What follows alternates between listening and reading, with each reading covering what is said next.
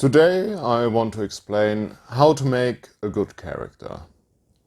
That doesn't mean a morally good or mechanically powerful character, rather a good character from a storytelling perspective. This means a character that has a lot of potential from a dramatic storytelling perspective. A character whose exploit you would like to follow in a book or on a TV show. The mechanics of a character depend on the rule system you're using, and I would encourage you to find ways to break those rule systems on your own. That's way more fun than just copying broken builds from the internet. Seriously, how do you feel clever if you just copy what other people did? From a storytelling perspective, it actually doesn't matter how powerful or morally good a character is. We like to follow the exploits of Walter White just as much as those of Superman, if not more so. It's because not the size of a character's adventure matters to us emotionally. What matters is how much a character struggles, how much a character is changed by the events of the story. Now that that is clear, let's start with general character making advice that will help you make character, PC or NPC, for any game, for any genre. Give your character a goal, a motivation for what they are doing. That doesn't have to be special either, it can be anything, really. For example, my character Beric Alemaker, a dwarvish bard I play in my D&D game, has the goal of collecting many songs, many stories, and in the process get a lot of gold and riches so he can impress his family and his fiancée when he gets back home to the mountains. It's not much of a motivation, but it explains why he is traveling, why he's going on this dangerous adventuring business rather than staying at home where it is safe. Other motivations could be revenge, glory, greed, trying to draw a map of the entire ocean, becoming the pirate king, wanting to make a dish with ingredients from all over the world, wanting to become the best swordsman in the world, trying to find out what happened to your little sister that had been abducted by aliens when you were still young, trying to uncover this world conspiracy that only you believe in. Give your character a weakness, something that is holding them back, something they have to overcome in order to reach their goals. This weakness is a seed for dramatic struggle and character growth. Once again, this weakness could be anything, doesn't have to be really special either, but the bigger and more pronounced the weakness is, the more room there is in struggling and overcoming it, more room for character growth. The character can have more than one weakness too. But at this point, it is possible to give your character a weakness that makes him unplayable. So keep in mind what your character is supposed to be doing in the game and don't give him a weakness that would make this impossible. For example, Barek is very focused on upholding tradition and doing what people expect of him.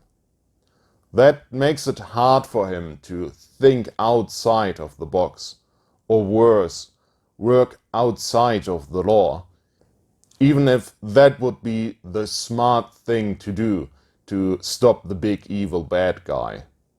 Batman, for example, he's just human, which in a superpowered universe is already quite a weakness. But it is his non-killing code that is actually holding him back and making his superheroing really hard for him. But without this code, Batman would just be another murdering vigilante and way less compelling as a character. I once played a necromancer who was arrogant, vain, and physically weak. But what she perceived as her biggest weakness was a stigmata in the form of a skeletonized arm. And her whole motivation to go out adventuring was trying to find a cure to get her arm back to normal. In actual play, it was her physical weakness, which I had most often to overcome. But since she was a powerful mage, that usually only forced me as a player to come up with clever magical solutions or ask the other members of the group for help. So it became a great role-playing opportunity.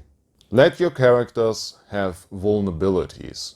If your character is invulnerable, if nothing can ever harm him, then there's no struggle, no tension, and the game and the story becomes just boring. So let him be vulnerable. It doesn't have to be just physical vulnerability ever. It doesn't have to be physical vulnerability either, though that is the first step, the easiest step. Just don't make a character that is so broken that the GM cannot challenge him reasonably. But what is even more important than physical vulnerability, and what can challenge even a godlike character like Superman, is emotional vulnerability. That is to give your character something he holds very dear, something he is unwilling to lose. Ideally, something the character would be willing to sacrifice their own life for, rather than letting it get hurt. That could once again be anything, but most often it takes the form of a person they hold dear. A lover, husband, parent, or child, which is very relatable reason to risk one's life for.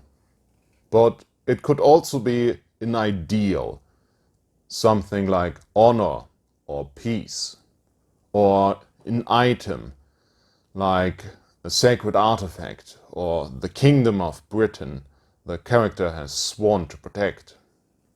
What having this vulnerability does is that the character can be threatened by the plot. It raises the tension and forces the character into action. You can think of it like handlebars on a bicycle that the GM can use to steer the character through the plot. A character that does not have these handlebars, that does not have vulnerabilities, is impossible for the GM to steer. And then you don't have plot, you don't have story, you just have an invincible character doing stuff. I've seen players that were so afraid that their character gets hurt that they made invulnerable characters. Unbeatable in combat, no code of honor, no friends, no relatives, nothing they hold dear. Most boring game I ever had the displeasure of running. No drama, no tension at all. So please, don't be afraid that your character gets threatened and gets hurt. It's part of the story. Trust your GM to use this reasonably. Also, you GMs out there, don't abuse this power. Don't take everything from a character that makes him vulnerable. At that point, the character might as well be dead. And dead characters are boring. Give your character a connection to the game world, places and people he knows. These could be vulnerabilities, as stated before, but they don't have to be. Rather, it gives a character his place in the gaming world. This allows the GM to integrate the character into the gaming world, into the plot, give him information and quests. Once again, this could be anything. Family, friends, his old sword master, his guild mates, the village he was raised in. Last but not least, give the character something that makes him unique. I mean, if you do everything I just talked about, the character will already be dramatic and good. But if you now give him something that makes him instantly recognizable, he will become truly memorable. That could be a habit, like always holding an iron nail in his mouth during combat, or smoking the foulest pipe weed imaginable. It could be a mannerism like a funny accent or an obnoxious laugh. It could be a physical characteristic like a missing eye or a big red mohawk. For example, Barrick Ale Maker always orders 2 tankards of ale when he comes into a tavern. 1 to empty straight away and 1 to savor. He also does power slides with his bagpipes into enemy formations whenever he casts Thunder Wave. To end this video with, I'd like to give special mentions to a moral code. A moral code is a wonderful trait for any character, be it a paladin or a thief, because it serves several functions. It is at the same time a weakness, a vulnerability, and it tells something about a character's place in the world. I personally find role-playing situations of moral dilemma to be some of the most interesting there is. So I always give my characters some kind of moral code. Be it the oath of a knight or thief's honor. Even my before-mentioned necromancer had moral guidelines that allowed her to be the hero in the story rather than the villain. And that's really it. Everything else you can do with the character is optional or a variation of these things. Or do you think I forgot something? What makes a great character? And what was your favorite character?